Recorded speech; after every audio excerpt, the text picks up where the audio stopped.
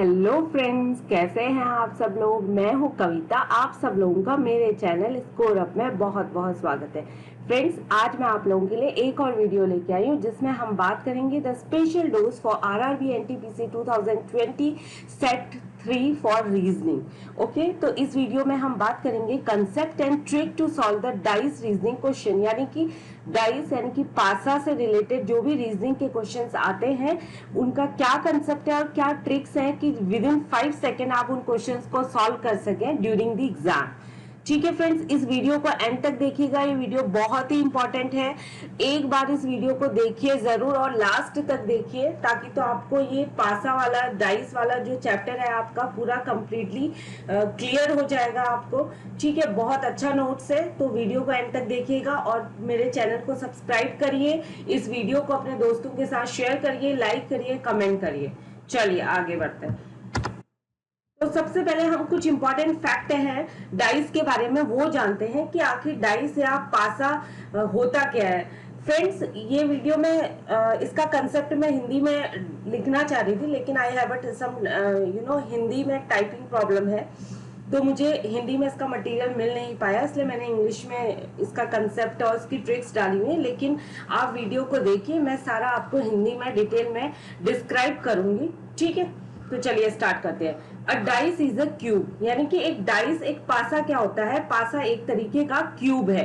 तो क्यूब आपने मैथ के सब्जेक्ट में आपने देखा होगा, पढ़ा होगा क्यूब के बारे में। ठीक है, मेंसुरेशन वाला जो ट्रिग्नोमेट्री होती है उसमें आपको ये मिला होगा क्यूब के बारे में पढ़ने को।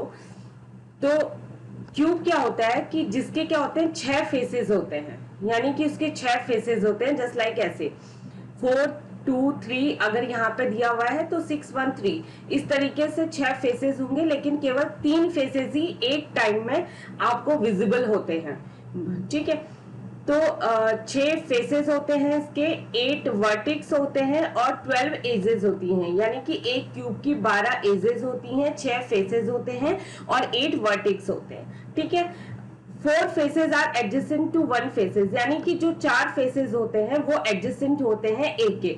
फॉर एग्जाम्पल ये 2 देखिए, ठीक है, अपर सरफेस में 2 है तो 2 एडजेसेंट होगा किसके, 4 5, और एक यहाँ पर और एक यहाँ पर, और इनके नीचे का जो फेस होगा वो ठीक इसका अपोजिट होगा।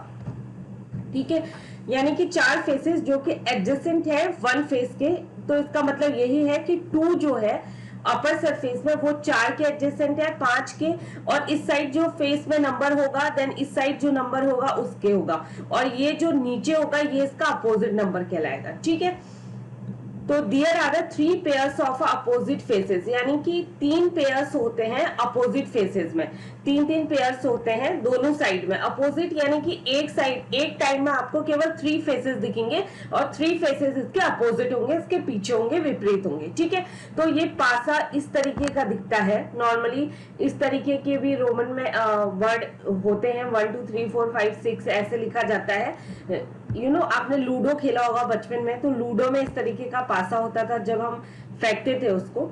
ठीक है, और ऐसा नंबरिंग वाला क्वेश्चंस भी आते हैं, इस तरीके से भी पूछे जा सकते हैं। तो only 3 sides of a cube are visible at a time, तो केवल 3 साइड्स ही होती हैं क्यूब की जो कि विजिबल होती हैं, यानी कि आपको दिखती हैं एक समय में, एक टाइम में केवल 3 साइड्स देख सकते हैं। फॉर एग्जांपल ये वाला अगर आप देखेंगे, देखिए 2 4 5 भी आप देख पा रहे हैं, इसके पीछे की जो 3 साइड्स है वो आप नहीं देख सकते। अगर आप इस वाले को देखेंगे तो यहाँ पे आपको 6 1 3 दिख रहा है, इसके पीछे की साइड्स नहीं दिख रही हैं, तो एक टाइम में आप 3 ही साइड्स को देख सकते हैं। ठीक है, these sides can never be on opposite side of each other, यानी कि जो साइड्स आपको दिख रही है एक टाइम में वो साइड्स कभी भी एक दूसरे के अपोजिट नहीं हो सकती हैं। यानी कि फॉर एग्जांपल मैं आपको बता दूं, अगर 2 4 5 आपको दिख रहा है एक टाइम में पासा में, तो 2 के अपोजिट कभी भी 4 नहीं आएगा, 2 के अपोजिट कभी भी 5 नहीं आएगा, 5 के अपोजिट 4 नहीं आएगा, या 5 के अपोजिट 2 नहीं आएगा। ठीक है, तो इस चीज को ध्यान रखिएगा जब एग्जाम में आप क्वेश्चन सॉल्व कर रहे होंगे। Most dice are a cube shaped and the number with the number 1 2 6 on the different faces. बहुत सारी ज्यादातर डाइस क्यूब की शेप की होती हैं और उनमें जो नंबर होता है उनके फेसेस में 1 2 3 4 5 6 इस तरीके से होता है। ठीक है, नेक्स्ट है नंबर्स ऑन डाइस, यानी कि ये बहुत ही इंपॉर्टेंट है, इसको स्किप मत करिए, देखिए इसे पढ़िए। ठीक है, ये बहुत ही आसान तरीका है आपके डाइस वाले क्वेश्चंस को सॉल्व करने का। इसमें क्या होता है कि the scheme of numbering on the die is a specific, जो तरीका है, एक स्कीम होती है नंबरिंग की डाई में, जो नंबर्स दिए जाते हैं 1 2 3 4 5 6, वो काफी स्पेसिफिक है। And the sum of the number on the opposite faces will be equal to 7 always, यानी कि जो सम होता है दो अपोजिट फेसेस का, ठीक है, जो पासा है, डाइस है, ठीक है, जिसमें कि नंबरिंग होती है 1 2 3 4 5 6। हम कैसे नंबरिंग देते हैं उसको, 1 2 3 4, ठीक है, एंड 5 6, यही नंबरिंग होती है, राइट।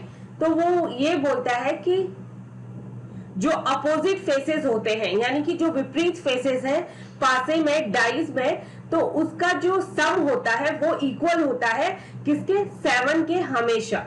यानी कि अगर मैं 1 + 6 इज इक्वल टू 7, तो मैं ये कहूं कि 6 अपोजिट है 1 के, और या 1 अपोजिट है 6 के।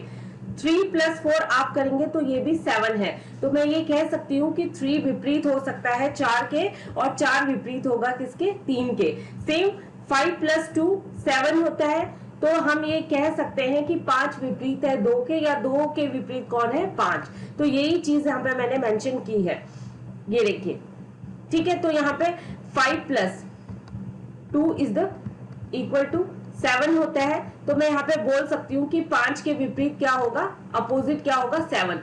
6 + 1 7 होता है, तो 6 के विपरीत यहाँ पे क्या होगा, 1। और 3 + 4 7 होता है, तो 3 के विपरीत यहाँ पे क्या होगा, 4। तो ये है इसका जो छिपा हुआ लॉजिक, वो ये है, ठीक है।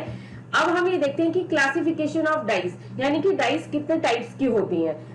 ये क्या है जो आज मैं आपको पढ़ाने जा रही हूँ, वो है बेसिक डाइस, ठीक है। डाइस वैसे तो जो पासा है वो 4 टाइप के होते हैं, कंस्ट्रक्टेड, डिकंस्ट्रक्टेड, ओपन डाइस होता है, लेकिन मैं आपको पढ़ाऊंगी आज बेसिक। तो बेसिक में 2 तरीके के होते हैं, एक तो स्टैंडर्ड होता है, दूसरा ऑर्डिनरी होता है। तो आपको पता होना चाहिए कि इसमें स्टैंडर्ड और ऑर्डिनरी का पता कैसे लगाएंगे। जब आपके पास पासे के क्वेश्चंस आ रहे हैं एग्जाम में, तो आप कैसे पता लगा पाएंगे कि ये स्टैंडर्ड पासा है या ऑर्डिनरी पासा है, ठीक है। स्टैंडर्ड डाइस में क्या होता है, जब आप स्टैंडर्ड डाइस को रोल करते हैं, तो जो नंबर्स होते हैं उनके फेसेस पर, if the number on the faces of the 2 dice do not match each other, यानी कि जब आप किसी पासे को रोल करते हैं, ठीक है, तो आप ये देखेंगे, स्टैंडर्ड पासे को रोल करते हैं, तो आप ये देखेंगे कि जो नंबर्स होते हैं फेसेस पर 2 डाइस के, वो मैच नहीं होते हैं एक दूसरे से। तो जब वो नंबर्स मैच नहीं हो रहे हैं एक दूसरे से, तो हम उसको स्टैंडर्ड डाइस कहेंगे। फॉर एग्जांपल, सपोज ये 2 डाइस हमने फेंकी, रोल किया, आपने हिलाया, ठीक है, रोल किया, उसके बाद डाली, तो इसके 2 डाइस, यानी कि इसके 4 2 5 एंड 6 1 3, ये दोनों डाइस के जो फेस के नंबर्स हैं आपके सामने रखे गए हैं, वो अलग अलग हैं, वो मैच नहीं हो रहे हैं एक दूसरे से। तो जहां पर दोनों डाइस के नंबर्स, फेसेस के जो नंबर्स होते हैं वो डिफरेंट होते हैं, अलग होते हैं, तो वो स्टैंडर्ड डाइस है। अगर सपोज यहाँ पे 2 है, यहाँ पे भी 2 होता है, यहाँ पे 4 है, सपोज इस वाली डाइस में भी 4 आता, तो हम ये कह सकते थे कि ये ऑर्डिनरी डाइस है। यानी कि जब 2 या 2 से 1 या 1 से ज्यादा नंबर 2 डाइस के फेसेस के जो नंबर्स हैं 2 डाइस के अगर मैच होते हैं, तो वो ऑर्डिनरी डाइस है। अगर 2 डाइस के फेसेस में के जो नंबर्स हैं वो मैच नहीं होते हैं एक दूसरे से, तो वो स्टैंडर्ड डाइस है, ठीक है। तो बहुत ही सिंपल है, ऐसा कुछ खास है नहीं इसमें। ऑर्डिनरी डाइस, ये देखिए, इफ 1 और मोर देन 1 नंबर, अगर 1 या 1 से ज्यादा नंबर अगर मैच हो रहा है 2 डाइस के बीच में, तो हम उसको ऑर्डिनरी डाइस कहेंगे। फॉर एग्जाम्पल, जैसे कि 2 4 एंड 3, तो यहाँ पे 2 नंबर्स तो मैच नहीं हो रहे हैं, लेकिन एक नंबर मैच हो रहा है, यानी कि 3 और 3 मैच हो रहा है, तो इट मींस कि ये दोनों क्या है, ऑर्डिनरी डाइस है, ठीक है। अगर यहाँ पे इसकी जगह 1 होता, तो यानी कि 2 1 4 अलग है, 6 3 4 अलग अलग नंबर है, तो ये क्या होता है, स्टैंडर्ड डाइस होता। तो यहाँ पे यही है कि नंबर 3 जो कि कॉमन है दोनों में, जिसकी वजह से ऑर्डिनरी डाइस है, ठीक है। 1 भी हो सकता है, 2 भी हो सकता है, तो कुछ बेसिक रूल्स हैं। अब हम रूल्स में आते हैं कि इनको सॉल्व करने के क्या रूल्स होंगे। ठीक है, तो पहला रूल क्या है, देखिए, two opposite faces of the dice can not adjacent to each other, यानी कि जो दो अपोजिट फेसेस होते हैं, ठीक है, विपरीत जो फेस है, चेहरा है, फेस है, ठीक है, दो पासे का डाइस का, वो कभी भी एक दूसरे के एडजेसेंट नहीं होते हैं। एग्जाम्पल के तौर पर ये दो पासे आपके सामने रखे गए हैं, देखिए 4 2 3 एंड 6 2 1। ठीक है, तो यानी कि 2 का जो एडजेसेंट होगा, यहां पर यही मैंने लिखा है, 2 का जो एडजेसेंट नंबर है वो क्या है, 4 3 6 और 1। तो यानी कि ये एडजेसेंट नंबर जो 2 के एडजेसेंट है, ठीक है, यानी कि 2 के आसपास ये नंबर है, 2 के पास में 4 है, 3 है, ऐसे ही यहाँ पे 6 होगा मे बी, और यहाँ पे 1 होगा। ठीक है, तो 4 3 6 1 कभी भी 2 का अपोजिट नंबर नहीं होगा, यानी कि इसके विपरीत नहीं होगा। अगर आपसे पूछा जाता है एग्जाम में, इस तरीके का क्वेश्चन आता है, आपको इस तरीके के नंबर दिए जाते हैं, तो आपको यही पता करना होता है कि 2 के विपरीत कौन सा नंबर आएगा, 3 के विपरीत कौन सा नंबर आएगा। तो जो एडजेसेंट होते हैं वो कभी भी एक उसके अपोजिट नंबर नहीं होगा, यानी कि 2 opposite faces of dice can not be adjacent to each other. दो जो अपोजिट फेस होंगे डाइस के, वो कभी भी एक दूसरे के एडजेसेंट नहीं होंगे। ठीक है, तो यहाँ पे 2 है और यहाँ पे 4 3 6 1 आपको दिख रहा है, तो 4 3 6 1 कभी भी इसके विपरीत नहीं आएगा। यही लिखा हुआ है ना, faces with the number 4 3 6 1 are adjacent to the face 2, यानी कि ये इसके एडजेसेंट है। ठीक है, तो ये इसके विपरीत नहीं हो सकते। तो 4 3 6 1 ये अपोजिट नहीं हो सकते फेस नंबर 2 के, तो केवल फेस नंबर 5 बचता है जो कि अपोजिट होगा 2 के। तो ये चीजें ध्यान देने वाली हैं। ठीक है, 2 opposite faces of dice can not be adjacent to each other, यानी कि जो अपोजिट फेस, विपरीत फेस होते हैं डाइस के, वो कभी भी एक दूसरे के एडजेसेंट नहीं हो सकते हैं, और जो एडजेसेंट होगा वो अपोजिट नहीं हो सकता। That's the rule. ठीक है, रूल नंबर सेकंड क्या है, if one of the number is common in both the dice, अगर कोई भी एक नंबर कॉमन है दोनों डाइस में, यानी कि दो पासे आपके सामने रखे गए हैं, अगर इन दोनों में से कोई भी एक नंबर कॉमन है पासे में, तो एक नंबर कॉमन है 4 और 4। ठीक है, तो when the two dice have the same surface, और जब दो डाइस का सरफेस सेम होता है, यानी कि सरफेस का नंबर सेम है, यहाँ पे भी 4 है सरफेस का नंबर और यहाँ पे भी 4 है, तो then the remaining surface of both the dice are opposite to each other. तो जो रिमेनिंग सरफेस, बचा हुआ सरफेस होगा डाइस का, दोनों डाइस का, वो एक दूसरे के अपोजिट होगा रिस्पेक्टिवली। तो यहाँ पे 3 के अपोजिट क्या होगा, 1, और 5 के अपोजिट क्या होगा, 2। ठीक है, यानी कि हमें सिंपल शब्दों में मैं बताती हूँ आपको। ठीक है, जब कोई दो पासे आपको दिए गए हैं और उसका कोई भी एक नंबर कॉमन होता है, या जब दोनों पासे के नंबर्स सेम होते हैं, यानी कि किसी एक सेम सरफेस पर सेम नंबर होता है दोनों पासे के, यानी कि इन दोनों, ये एक number 4 and 4 is a common, दोनों में कॉमन है और दोनों सेम सरफेस पर कॉमन है। ठीक है, तो उसके जो बचे हुए सरफेस हैं, तो वो दोनों एक दूसरे के अपोजिट होंगे। तो यानी कि 3 का अपोजिट एज इट इज ऐसे ही होगा, 3 का अपोजिट 1 और 5 का अपोजिट 2 होगा। तो यही चीज आपको ध्यान में रखनी है। तो यही सेकंड रूल है, इसके अलावा कुछ नहीं है इसमें। एंड रूल नंबर 3 क्या है, if any two are the same in two dice irrespective of their position. ठीक है, कोई भी दो नंबर सेम होते हैं किसी भी डाइस में, यानी कि दो डाइस में, यहाँ पे भी 2 डाइस आपके सामने रखी गई है, अगर कोई नंबर सेम है 2 डाइस में irrespective of their position on the dice, then the remaining third number in both the dice are opposite to each other. यानी कि अगर हम यहाँ पे हम ये बोले कि 2 डाइस आपको दी गई हैं और दोनों डाइस के जो 2 नंबर्स हैं वो सेम है, लेकिन इनकी पोजीशन सेम नहीं है। ठीक है, यानी कि सरफेस सेम नहीं है। हम ये कह सकते हैं कि अगर आप इसको थोड़ा सा क्लॉकवाइज ऐसे अगर टेढ़ा करेंगे तो ये सेम सरफेस में यहाँ पे आ जाएगा। अगर ये ऐसे सपोज अगर ये घूम जाता तो ये यहाँ पे 6 आ जाता, राइट। तो यहाँ पे ये कह रहा है कि any two numbers of the same in the two dice irrespective of their positions on the dice, then the remaining third number in both the dice are opposite to each other. तो बाकी के जो अगर ऐसा होता है कि कोई दो नंबर्स अगर टू डाइस में उनकी पोजीशंस के रिस्पेक्ट में irrespective of their positions on the dice अगर सेम है, तो बाकी के जो बचे हुए नंबर्स हैं दोनों डाइस में वो एक दूसरे के अपोजिट होंगे. फॉर एग्जाम्पल देखिए 6 यहाँ पे है, 6 यहाँ पे है, ठीक है, तो इनकी पोजीशन सेम है. अगर डाइस को आगे पीछे करेंगे तो ये सेम पोजीशंस में है, लेकिन यहाँ पे डाइस थोड़ा सा घूम गई है, बस डाइस की पोजीशन चेंज करी है, लेकिन 6 की सेम पोजीशन है. तो दोनों डाइस में अपनी पोजीशंस के रिस्पेक्ट में ही दोनों सेम है, तो बाकी के जो नंबर्स है वो एक दूसरे के अपोजिट होंगे. यानी कि हम ये कह सकते हैं कि अब 2 के अपोजिट 5 होगा. ठीक है, देखिए the two number 6 and 2 are a common in both the dice. देखिए 6 and 2 यहाँ पे दो नंबर्स कॉमन है, तो 5 के अपोजिट क्या हो जाएगा, 3 हो जाएगा. तो 5 on the first die and 3 on the second die are opposite to each other. यानी कि दो नंबर्स आप देख सकते हैं कि सेम है.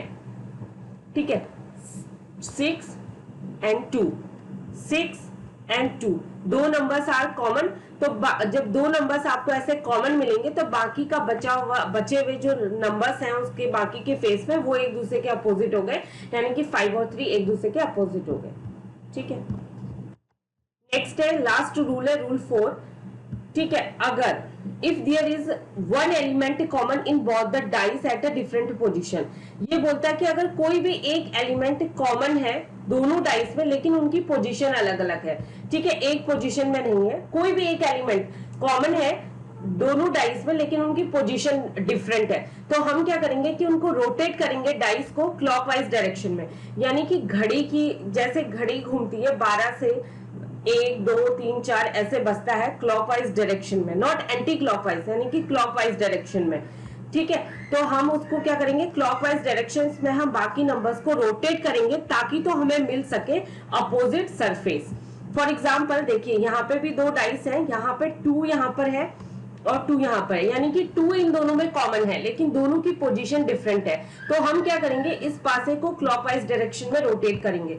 तो क्लॉकवाइज डायरेक्शन में रोटेट करेंगे तो पहला नंबर हमें क्या मिलेगा, यहाँ से अगर मैं डाइस फर्स्ट की बात करूं तो डाइस फर्स्ट में पहला नंबर मुझे 6 मिलेगा, और दूसरी डाइस को मैंने इसको भी क्लॉकवाइज डायरेक्शन में यहाँ से रोटेट किया तो पहला नंबर मुझे इसमें क्या मिलेगा, 4. ठीक है, 4. और फिर मैं इसमें जाऊं तो दूसरा नंबर मुझे क्या मिलेगा, सॉरी 5 ये, और यहाँ पे क्या मिलेगा दूसरा नंबर मुझे 1. तो मैं ये कह सकती हूँ कि 6 के अपोजिट 4 है और 5 के अपोजिट 1 है. तो बस यही चीज आपको करनी है. और 2 तो 6 के अपोजिट 4 आ गया, 5 के अपोजिट 1 आ गया, तो 2 के अपोजिट क्या होगा, 3 होगा. सिंपल सॉल्व हो गया क्वेश्चन. बस आपको ध्यान रखना है कि एक नंबर कॉमन है लेकिन उनकी पोजीशन डिफरेंट है, सेम पोजीशन में नहीं है, अलग अलग पोजीशन में है, तो आपको क्लॉकवाइज डायरेक्शन में रोटेट करना है तो आपको अपोजिट सरफेस मिल जाएंगे. ठीक है, तो फ्रेंड्स ये तो थे रूल जो कि फिनिश हो चुके हैं. अब क्वेश्चंस पे आते हैं. ठीक है, तो दिए गए पासे में 3 के विपरीत फलक में कौन सा अंक होगा. तो ये आपको पासा दिया गया, आपको ये बताना है कि इसके विपरीत कौन सा अंक होगा. तो इसमें सिंपल सा है, मैंने आपको स्टार्टिंग में बताया था, जब जहां पर आपको ऐसा पासा दिया जाता है, डाइस दिया जाता है, सिंगल डाइस जिसके तीनों फेस के नंबर अलग अलग हैं, तो आप सिंपल करिए. ठीक है, 5 2 कितना होता है 7, यानी कि अपोजिट फेसेस के. मैंने आपको स्टार्टिंग में बताया था कि जब आपको इस तरीके के डाइस दे दिया जाता है जिसके तीनों फेसेस के नंबर डिफरेंट होते हैं, तो आप को ये ध्यान में रखना है कि दो अपोजिट डाइस के दो अपोजिट फेसेस के विपरीत फेसेस का जो नंबर का योग होता है वो होता है 7. तो 3 का आपको पूछ रहा है, तो 3 प्लस 4 क्या होता है 7. तो राइट आंसर क्या आपका 4. तो 3 के विपरीत क्या होगा 4. ठीक है, तो बहुत ही सिंपल क्वेश्चन है. नेक्स्ट है, दिए गए पासे में 3 के विपरीत फलक का कौन सा अंक होगा. तो आपको पासा दिया गया है, तो ये इसमें आपका रूल 3 अप्लाई होगा क्योंकि इसमें 3 और 2 नो ठीक है, यहाँ पे 2 और 5, ठीक है, 2, 5 और 2, दो नंबर इसमें कॉमन है दोनों पासे में, ठीक है। इनकी पोजीशन अलग है लेकिन दो नंबर इनके कॉमन है। तो जहां पर जिस पासे के दो डाइस में अगर दो नंबर कॉमन होते हैं तो बाकी बचे हुए सरफेस एक दूसरे के अपोजिट हो जाते हैं। तो 3 के अपोजिट क्या होगा? 4। तो राइट आंसर है आपका बी, ठीक है। नेक्स्ट क्वेश्चन है, दिए गए पासे में 2 के विपरीत फलक पर कौन सा अंक होगा? ठीक है, आपको एक पासा दिया गया है, देखिए यहाँ पे भी 5 and 3 और यहाँ पे भी 3 और 5, यानी कि ये जो नंबर है ये कॉमन है, राइट, मैच करते हैं एक दूसरे से। इनकी पोजीशन भले ही आगे पीछे हो लेकिन ये एक दूसरे से मैच हो रहे हैं, कॉमन है। तो बाकी बचा हुआ जो सरफेस में जो फेस है वो क्या है? 1 और 2। तो 2 के विपरीत क्या होगा? 1। तो ये बहुत ही आसान है, बस लॉजिक्स आपको पता होनी चाहिए, सिंपल। नेक्स्ट क्वेश्चन है, दिए गए पासे में 2 के विपरीत फलक पर कौन सा अंक होगा? 2 के विपरीत अगर आप यहाँ पे देखेंगे तो यहाँ पे एक ही नंबर कॉमन है, वो है 2, 5 और 5, ठीक है। बाकी सिर्फ एक नंबर कॉमन है, 5 और 5। तो अगर आप यहाँ पे देखेंगे तो 2 के अपोजिट क्या होगा? 4। अगर सपोज आप इसे रोटेट करते हैं तो अगर यहां से अगर हम एंटी क्लॉकवाइज डायरेक्शन में इसे रोटेट करते हैं तो पहला नंबर हमारा क्या आता है? 6 और इस वाले, और दूसरा नंबर क्या आएगा? 4। और अगर हम यहां से इसे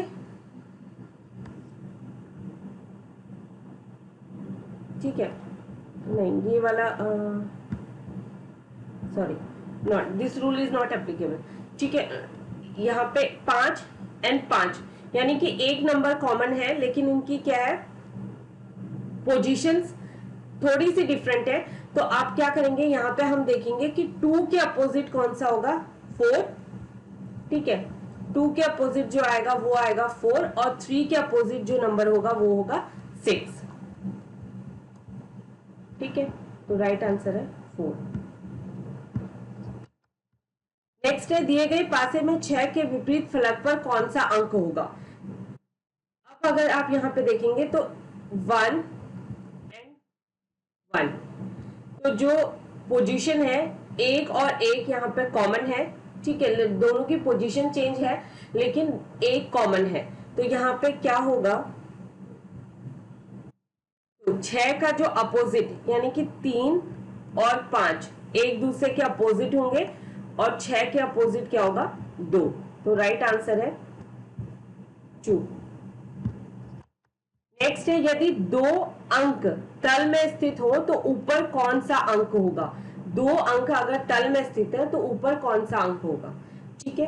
तो फ्रेंड्स इसमें भी हमें क्या होता है, जब इस तरीके के 3 डाइस वाले क्वेश्चंस आपको दिए जाएंगे तो आपको ये चेक करना है कि कौन सा 2 डाइस है जिसमें कॉमन नंबर्स आपको मिल रहे हैं। तो अगर हम ये पहला, ये दूसरा और ये तीसरा डाइस, ठीक है, अगर हम इसमें देखें तो 1 and 4, ठीक है, 1 and 4 इज अ कॉमन। तो जाहिर सी बात है 6 के अपोजिट क्या होगा? 2, यानी कि 2 अंक के तल में स्थित होने वाला अंक क्या होगा? 6, ठीक है।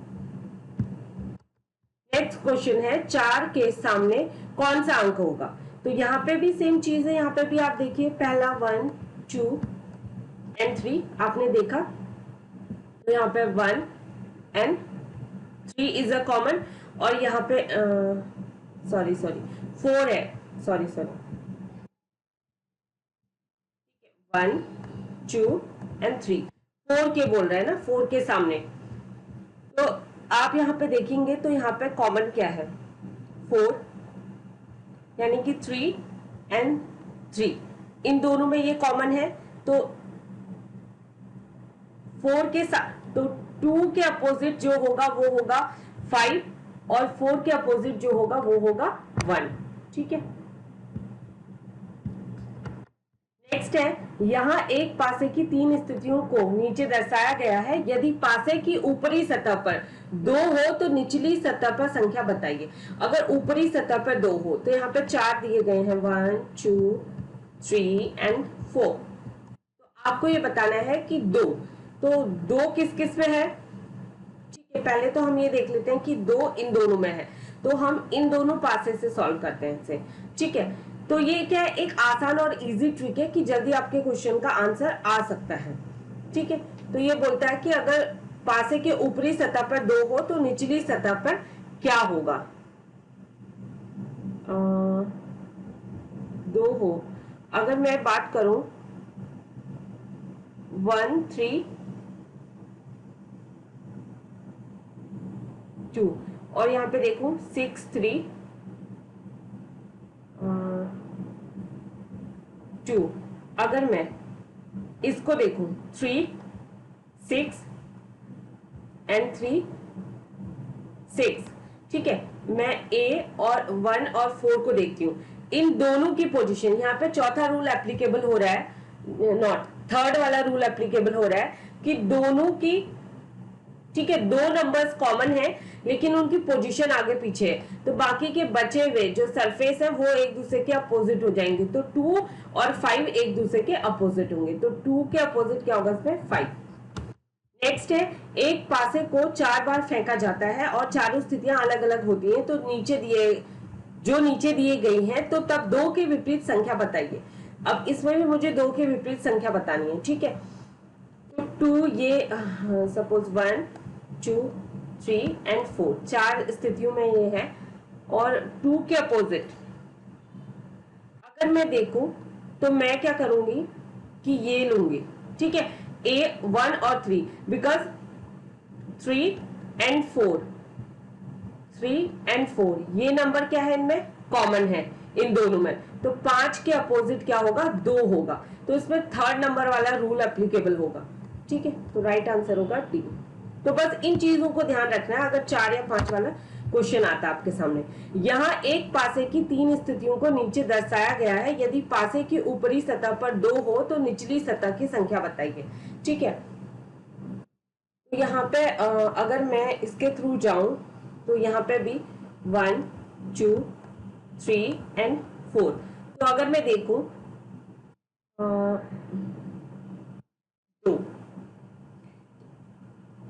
2 3 6 एंड 6 और 3,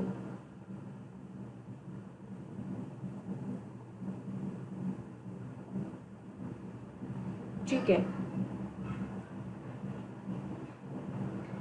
यहाँ पे ये तो क्वेश्चन थोड़ा कॉम्प्लिकेटेड है, ठीक है। यहाँ पे हम क्या देखेंगे कि हमें शायद यहाँ पे 3 पासे लेने पड़े, बिकॉज 6 3 यहाँ पे कॉमन है एंड 6 3 यहाँ पे और कहीं पे कॉमन नहीं है, तो 3 एंड 3, अगर मान लो 3 एंड 3 इट्स अ कॉमन, अगर हम 3 और 4 को सॉल्व करते हैं इस तरीके से, तो 3 और 3 कॉमन हो गए, तो 2 के 6 के अपोजिट क्या आ गया 1, और 2 के अपोजिट क्या आ गया 5, तो आपको आंसर मिल गया 5। तो फ्रेंड्स ये था आपका पासे वाले क्वेश्चंस, और जो कि मैंने आपको इसमें बेसिक्स बताया है, जो बेसिक डाइस वाले क्वेश्चंस होते हैं, ऐसे क्वेश्चन आते हैं एग्जाम में, वो बताया। अगर आपको मेरे वीडियोस पसंद आ रहे हैं तो प्लीज मेरे चैनल को सब्सक्राइब करें, लाइक करें, अपने दोस्तों के साथ शेयर करें और कमेंट्स भी करें कि आपको वीडियोस कैसे लग रहे हैं, ठीक है। And stay home, stay safe, good luck, bye bye, thank you.